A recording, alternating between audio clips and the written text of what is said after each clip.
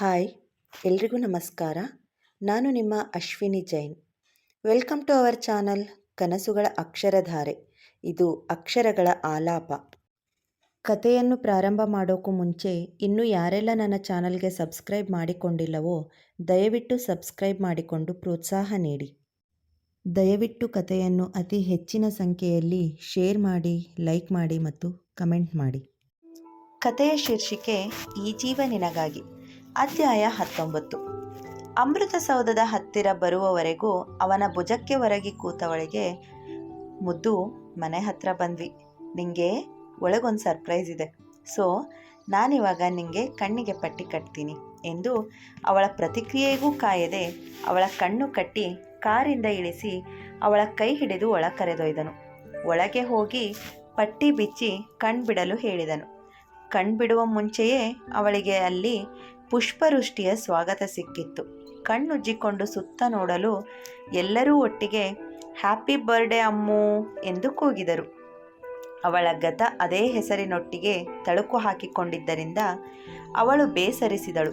ಇಷ್ಟೊತ್ತು ಪೂರ್ಣಚಂದ್ರನಂತೆ ಬಿರಿದ ತಾವರೆಯಂತಿದ್ದ ಅವಳ ಮೊಗ ಬಾಡಿದ ಕುಸುಮದಂತೆ ಆಗಿದ್ದನ್ನು ಅವ ಗಮನಿಸನೇ ಎಲ್ಲರಿಗೂ ತಾವು ಮಾಡಿದ ತಪ್ಪಿನ ಅರಿವಾಯಿತು. ತಕ್ಷಣ ಎಲ್ಲರೂ ಸುಮ್ಮನಾಗಿದ್ದರ ಸತ್ಯ ಅರಿತವಳು ಎಲ್ಲರನ್ನೂ ಒಬ್ಬೊಬ್ಬರನ್ನೇ ಮಾತನಾಡಿಸಿ ಖುಷಿಪಟ್ಟಳು. ಅಲ್ಲಿ ಅವಳ ಆತ್ಮೀಯರೆಲ್ಲ ಬಂದಿದ್ದರು. ಚೋಟು, ನಿಂಗೊಂದು ಸರ್ಪ್ರೈಸ್ ಎಂದು ಸಮ್ಮು ಬೇಬಿ ಕರೆತಂದಾಗ 2 ಜೀವಗಳ ಮುಖದಲ್ಲಿನ ಸಂತೋಷ ಕಂಡೇ ಎಲ್ಲರಿಗೂ ಅವರಿಬ್ಬರ ಬಾಂಧವ್ಯದ ಅರಿವಾಗಿತ್ತು. ಮಗು ಜೊತೆ ತಾನೂ ಮಗುವಾಗಿ ಮಾತಾಡಿ ಮಗುವನ್ನು ಮುದ್ದು ಮಾಡಿದಳು. ಸಮ್ಮತ ಕೂಡ ಕರು ಹಸುವನ್ನು ಅರಸುವಂತೆ ಕೃತಿ ಹಿಂದೆ ಮುಂದೆ ಸುತ್ತುತ್ತಾ ಅವಳ ಪ್ರೀತಿಯ ಸವಿ ಉಣ್ಣುತ್ತಿದ್ದಳು. ಇದು ಮೋಸ ಕಣೋ ಸ್ಯಾಮ್. ಅತ್ಗೆ ನಾನು ಬಂದಾಗಿನಿಂದ ನಾನು ಮಾತಾಡಿಸ್ತಾನೇ ಇಲ್ಲ. ನಾನು ರಿಟರ್ನ್ ಮುಂಬೈಗೆ ಹೋಗ್ತೀನಿ ಎಂಬ ಧ್ವನಿ ಕೇಳಿ ಕಣ್ಣರಳಿಸಿ ಖುಷಿಯಿಂದ ಹಿಂದೆ ತಿರುಗಿ ನೋಡಿದರೆ ಅಲ್ಲಿ ನಿಂತಿದ್ದಳು ಅವಳ ಪ್ರಾಣ ಸ್ನೇಹಿತೆ, ಆತ್ಮೀಯ ಬಂಧು ಪ್ರೀತಿ, ಅವಳ ಮೆಚ್ಚಿನ ಪ್ರೀತು. ಅಣ್ಣ ತಂಗಿ ಇಬ್ಬರೂ ನಗುತ್ತಾ ನಿಂತಿದ್ದರು. ಓಡಿ ಬಂದು ಅವಳನ್ನು ತಬ್ಬಿಕೊಂಡು ಅವಳ ಕೆನ್ನೆಗೆ ಮುತ್ತಿಟ್ಟು, ಯಾವಾಗ ಬಂದೆ ಪ್ರೀತು? ನನ್ನ ಮಾತಾಡಿಸ್ದೆ ಮುಂಬೈಗೆ ಹೋಗ್ತೀಯಾ? ಅದು ನನ್ನ ಇಲ್ಲಿ ಬಿಟ್ಟು ಎಂದು ಹುಸಿ ಮುನಿಯಿತು ಹುಡುಗಿ. ಮತ್ತೇನೋ, ನೀನು ಬಂದು ಯಾವ ಕಾಲ ಆಯಿತು? ಪ್ರಾಜೆಕ್ಟ್ ವಿಷಯಕ್ಕೆ ಇಲ್ಲಿಗೆ ಬಂದೋಳು ಇಲ್ಲೇ ಸೆಟ್ಲಾಗೋ ಹಾಗಿದೆ. ಅಲ್ಲಿ ನಾನು ಒಬ್ಳನ್ನೇ ಬಿಟ್ಟು ಎಲ್ಲ ಇಲ್ಲೇ ಬಂದಿದ್ದೀರಾ. ನಿನ್ನ ಹಾಸ್ಪಿಟಲ್ ಇನಾಗ್ರೇಷನ್ಗೂ ನನಗೆ ರಜೆ ಸಿಕ್ಕಿಲ್ಲ ಅಂತ ಈ ನಿನ್ನ ಹ್ಯಾಂಡ್ಸಮ್ ನಂಗೆ ಬರೋಕೆ ಬಿಡಲಿಲ್ಲ. ಇವತ್ತು ಕೂಡ ಬೇಡ ಬೇಡ ಅಂದ. ನಾನು ಅವನಿಗೆ ಹೇಳ್ದೆ ಬಂದುಬಿಟ್ಟೆ. ಅವನಿಗೆ ನಾವೆಲ್ಲ ಬಂದರೆ ಎಲ್ಲಿ ತಮ್ಮ ಪ್ರೈವೇಸಿಗೆ ನಾವು ಅಡ್ಡಿ ಆಗ್ತೀವೋ ಅನ್ನೋ ಚಿಂತೆ. ಅದಕ್ಕೆ ನಾವು ಬರೋದು ಬೇಡ ಅಂತಾನೆ ಕಳ್ಳ. ಹಾಸ್ಪಿಟಲ್ ಓಪನಿಂಗಿಗೆ ಅಂತ ಬಂದವನು ನಿನ್ನ ಜೊತೆ ಇಲ್ಲೇ ಉಳ್ಕೊಂಡ. ಮುಂಬೈ ಆಫೀಸ್ ಕಡೆನೂ ಗಮನ ಇಲ್ಲ. ಇವನಿಗೆ ನೀನೊಬ್ಳಿದ್ರೆ ಸಾಕು, ಬೇರೇನೂ ಬೇಡ, ಯಾರೂ ಬೇಡ. ಸ್ವಂತ ತಂಗಿ ಅಂತ ಒಬ್ಳು ಬಡಪಾಯಿ ಇದ್ದಾಳೆ ಅನ್ನೋ ಕಾಳಜಿ ಕೂಡ ಇಲ್ಲ ಈ ಆಸಾಮಿಗೆ. ನಾನೇ ಫೋನ್ ಮಾಡಿದರೂ ಬರೀ ನಿಂದೇ ಮಾತು. ನಿನ್ನತ್ತಿಗೆ ಹಾಗೆ, ನಿನ್ನತ್ತಿಗೆ ಹೀಗೆ. ಕೃತಿಗೆ ತನ್ನ ಅಣ್ಣ ಸ್ಯಾಮ್ ಬಗ್ಗೆ ಕಂಪ್ಲೇಂಟ್ ಮಾಡ್ತಾ ಇದ್ದಳು ಪ್ರೀತು. ಅವಳ ಮಾತಿಗೆ ಕೃತಿ ನಾಚಿ ಅವಳ ಮುಖವೆಲ್ಲ ನಾಚಿಕೆಗೆ ರಕ್ತವರ್ಣಕ್ಕೆ ತಿರುಗಿತ್ತು. ಮೊದಲೇ ಸುಂದರಿ, ಈಗ ನಾಚಿಕೆಯಿಂದ ಇನ್ನೂ ಮುದ್ದಾಗಿ ಕಾಣ್ತಾ ಇದ್ದಳು. ಅವಳನ್ನೇ ತದೇಕ ಚಿತ್ತದಿಂದ ನೋಡುತ್ತಿದ್ದವನ ಕಡೆಗೊಮ್ಮೆ ಕಣ್ಣಾಯಿಸಿದಳು. 4 ಕಣ್ಣುಗಳು ಬೆರೆತವು. ಕೃತಿಯ ಒಪ್ಪಿಗೆ ಇನ್ನು ಅವರೆಲ್ಲರಿಗೂ ತಿಳಿಯದು. ಅವಳಿಗೆ ತನ್ನಣ್ಣ ಪ್ರೇಮ ನಿವೇದನೆ ಮಾಡಿದಂದಿನಿಂದಲೂ ಪ್ರೀತು ಅವಳಿಗೆ ಅತ್ತಿಗೆ ಅಂತಲೇ ಕರೆಯುವುದು. ಮೊದಲು ಕೃತಿ ವಿರೋಧ ವ್ಯಕ್ತಪಡಿಸಿದರೂ ಪ್ರೀತು ಅವಳ ಮಾತು ಕೇಳದಿದ್ದಾಗ ಸುಮ್ಮನಾಗಿದ್ದಳು. ಆದರೆ ಇಂದಿನ ಅವಳ ನಡೆ ಪ್ರೀತಿಗೆ ಆಶ್ಚರ್ಯ ತಂದಿತ್ತು. ಅವಳಣ್ಣ ಸ್ಯಾಮ್ ಕೂಡ ಎಂದೂ ಅವಳನ್ನು ದೃಷ್ಟಿಸಿ ನೋಡಿದವನಲ್ಲ. ಆದರೆ ಇಂದು ಇಬ್ಬರೂ ಮೈ ಮರೆತು ನಿಂತಿದ್ದಾರೆ. ಅವಳ ಗೊಂದಲ ಅರಿತ ಕೃತಿ ತಂದೆ ಪ್ರೀತಿಗೆ ಸನ್ನೆ ಮಾಡಿ ಸಮ್ಮತಿ ಎಂಬಂತೆ ಕಣ್ಣು ಮುಚ್ಚಿ ಕತ್ತು ಆಡಿಸಿದರು. ಅವಳಿಗೆ ತುಂಬ ಖುಷಿಯಾಯಿತು. ತಾಯಿ ಇಲ್ಲದೆ ಅಣ್ಣನ ಆಶ್ರಯದಲ್ಲಿ ಬೆಳೆದ ಪ್ರೀತಿ ತನ್ನಣ್ಣನ ಆಯ್ಕೆಯಾದ ಕೃತಿಗೆ ಮೊದಲ ದಿನದಿಂದಲೇ ಅತ್ತಿಗೆ ಎಂದು ಕರೆಯುತ್ತಾ ಅವಳಲ್ಲಿ ತನ್ನಮ್ಮನನ್ನು ಕಾಣುತ್ತಿದ್ದಳು. ಆದರೆ ಕೃತಿಯ ಒಪ್ಪಿಗೆ ಸಿಗದಿದ್ದಕ್ಕೆ ಪ್ರೀತುಗೆ ಸಾಂತ್ವನಷ್ಟೇ ಬೇಸರ ಇತ್ತು. ತನ್ನವಳನ್ನು ನೋಡುತ್ತಾ ಮೈಮರೆತು ನಿಂತಿದ್ದ ಅಣ್ಣನ ಕಿವಿ ಹಿಂಡಿ, ಏನು ಸಮಾಚಾರ ಸ್ಯಾಮ್? ನಾನೊಬ್ಳು ಇಲ್ಲೇ ಇದ್ದೀನಿ ಅನ್ನೋ ಯೋಚನೆ ನಿಮ್ಗಿಬ್ರಿಗೂ ಇದ್ದಂತಿಲ್ಲ. ಏನೋ ಹೊಸ್ತಾಗಿದೆ ಎಂದು ಛೇಡಿಸುವಂತೆ ನಕ್ಕಳು.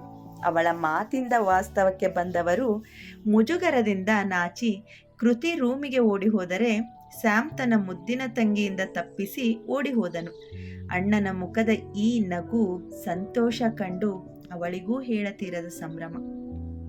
ಅವನನ್ನು ಹಿಡಿಯಲು ಹೊರಟವಳು ಕಾಲಿಗೆ ಏನೋ ತೊಡರಿದಂತೆ ಆಗಿ ಎಡವಿ ಮುಗ್ಗರಿಸಿದಳು.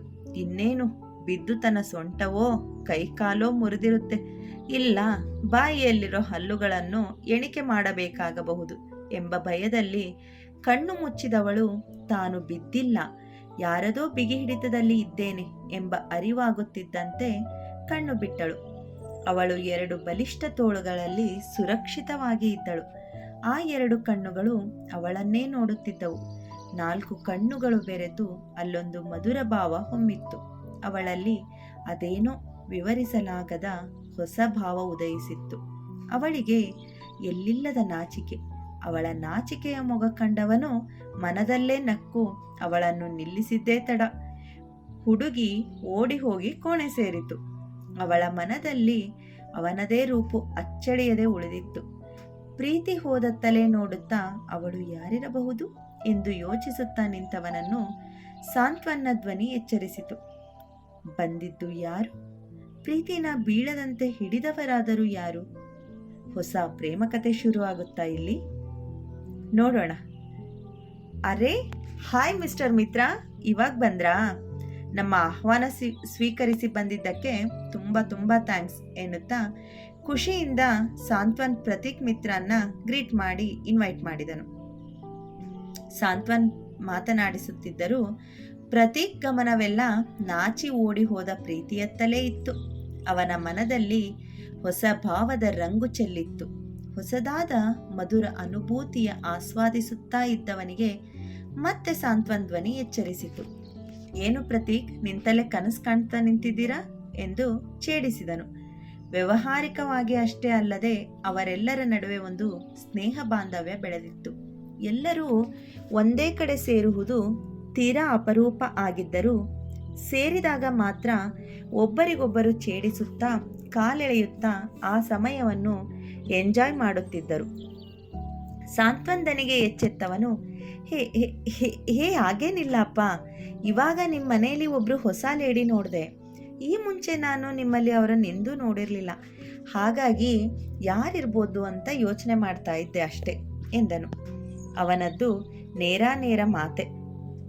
ಯಾರನ್ನ ನೋಡಿದ್ರಿ ಎಂದು ಸಾಂತ್ವನ್ ಪ್ರಶ್ನಿಸಿದ. ಪಾರ್ಟಿ ಇದ್ದ ಕಾರಣ ಮನೆ ತುಂಬ ಜನರಿದ್ದರು. ಹಾಗಾಗಿ ಸಾಂತ್ವನ್ಗೆ ಅದು ತನ್ನ ತಂಗಿ ಪ್ರೀತಿ ಅಂತ ತಿಳಿಯಲಿಲ್ಲ. ಸಾಂತ್ವನ್ ಗೊಂದಲದ ಕಾರಣ ಅರಿತ ಪ್ರತೀಕ್, ಪಿಂಕ್ ಕಲರ್ ಸಲ್ವಾರ್ ಹಾಕಿದ್ರು ನೋಡಿ ಎಂದು ತಾನು ಗಮನಿಸಿದ್ದನ್ನು ಹೇಳಿದನು.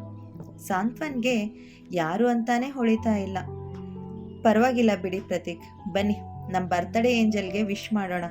ಮತ್ತೊಮ್ಮೆ ಅವರು ಕಂಡಾಗ ತಿಳಿಸಿ, ನಿಮ್ಮ ಗಮನ ಸೆಳೆದ ಹುಡುಗಿ ಯಾರು ಎಂದು ನಾವೂ ನೋಡುವೆವು ಎಂದು ತಮಾಷೆ ಮಾಡುತ್ತಾ ಅವನನ್ನು ಕೃತಿ ರೂಮ್ಗೆ ಕರೆದೊಯ್ದನು.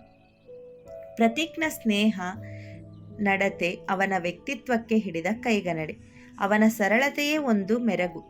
ಕೃತಿಗೆ ವಿಶ್ ಮಾಡಿ ಸಾಂತ್ವನ್ ಹಾಗೂ ಕೃತಿಯೊಂದಿಗೆ ಸ್ವಲ್ಪ ಹೊತ್ತು ಹರಟಿ ಅವರಿಬ್ಬರಿಗೂ ತಿಳಿಸಿ ಸಂಜೆಯ ಪಾರ್ಟಿಗೆ ಸಿದ್ಧತೆ ನಡೆಸಲು ಚೋಟುನ ಅರಸಿ ಹೊರಟನು. ಪ್ರತೀಕ್ ಇಲ್ಲಿ ಕೇವಲ ಆಹ್ವಾನಿತ ಅತಿಥಿಯಾಗಿರದೆ ಅದೇ ಕುಟುಂಬದ ಒಬ್ಬ ಸದಸ್ಯನೇ ಆಗಿದ್ದನು. ಅದೇ ಬಾಂಧವ್ಯ ಅವರೆಲ್ಲರ ನಡುವೆಯೂ ಇತ್ತು. ತಾನು ಬೀಳದಂತೆ ಕಾಳಜಿ ಮಾಡಿ ತನ್ನನ್ನು ಬಳಸಿ ಹಿಡಿದು ನಿಂತವರು ಯಾರು ಎಂದು ತನ್ನ ಸ್ಯಾಮ್ ಅಥವಾ ತನ್ನ ಅತ್ತಿಗೆ ಬಳಿ ಕೇಳಿ ತಿಳಿದುಕೊಳ್ಳುವ ಸಲುವಾಗಿ ತನ್ನ ಮನದ ಹಂಬಲ ಹೊತ್ತು ಕೃತಿ ರೂಮ್ ಕಡೆಗೆ ಹೊರಟವಳು ತಲೆಯ ತುಂಬ ತನ್ನನ್ನು ಬಳಸಿ ಹಿಡಿದು ನಿಂತವನ ನೆನಪನ್ನೇ ಹೊತ್ತು ನಡೆಯುತ್ತಿದ್ದಳು. ಎದುರಿಗೆ ಬಂದವರತ್ತ ಗಮನವಿಲ್ಲದೆ ಅವರಿಗೆ ಡಿಕ್ಕಿ ಹೊಡೆದು ಬೀಳುತ್ತಿದ್ದವಳನ್ನು ಬಳಸಿದ್ದು ಮತ್ತದೇ ಬಲಿಷ್ಠ ತೋಳುಗಳು. ಏನ್ರಿ ನಿಮಗೆ ಇನ್ನೂ ನಡೆಯೋಕೆ ಬರಲ್ವಾ? ಯಾವಾಗ ನೋಡಿದ್ರು ಎಡು ಬೀಳ್ತಾ ಇರ್ತೀರಾ? ಜಾಸ್ತಿ ಎಡಬೇಡಿ, ಈ ವಯಸ್ಸಲ್ಲಿ ಎಡುವುದು ತುಂಬ ಡೇಂಜರ್ ಎಂದು ಹೇಳಿ ಪಿಳಿ ಪಿಳಿ ಕಣ್ಣು ಬಿಟ್ಟು ತನ್ನನ್ನೇ ನೋಡುತ್ತಿದ್ದವಳಿಗೆ ಕಣ್ಣು ಹೊಡೆದು ನಕ್ಕನು ತುಂಟ ಪ್ರತೀಕ್. ಅವನ ಮಾತಿನಿಂದ ನಾಚಿ ಕೆಂಪಾದವಳು ಅವನ ಹಿಡಿತದಿಂದ ಬಿಡಿಸಿಕೊಂಡು, ಯಾರಿ ನೀವು? ನಮ್ಮನೆಗೆ ಬಂದು ನನ್ನೇ ಆಡ್ಕೋತೀರಾ? ನನ್ನ ಫಾಲೋ ಮಾಡ್ತಾ ಇದ್ದೀರಾ? ನೀವು ನನಗೆ ತೊಂದರೆ ಕೊಡ್ತೀರಾ ಅಂತ ನನ್ನ ಸ್ಯಾಮ್ಗೆ ಗೊತ್ತಾದರೆ ನಿಮ್ಮ ಕತೆ ಅಷ್ಟೇ ಎಂದು ಪಟಪಟ ಎಂದು ಮಾತನಾಡಿದಳು. ಅವಳ ವರಸೆಗೆ ನಗು ಬಂದರೂ ಅವಳನ್ನು ರೇಗಿಸುವ ಸಲುವಾಗಿ, ನಾನು ನಿಮ್ಮನ್ನು ಫಾಲೋ ಮಾಡ್ತಾ ಇಲ್ಲ ರೀ, ನೀವೇ ಬೇಕು ಬೇಕು ಅಂತ ನಾನು ಹೋದಲ್ಲೆಲ್ಲ ಬಂದು ನನ್ನ ಮುಂದೆ ಎಡು ಬೀಳೋ ಹಾಗೆ ಡ್ರಾಮಾ ಮಾಡ್ತಾ ಇದ್ದೀರಾ. ಏನೋ ಪಾಪ ಹೋಗಲಿ ಹುಡುಗಿ ಅಂತ ನಾನು ಬೀಳದೆ ಇರೋ ಹಾಗೆ ಪ್ರೊಟೆಕ್ಟ್ ಮಾಡ್ತಾ ಇದ್ದರೆ ನೀವು ನನ್ನೇ ಆಡ್ಕೋತೀರಾ ಎಂದು ಅಮಾಯಕನಂತೆ ಮುಖ ಮಾಡಿ ಹೇಳಿದನು.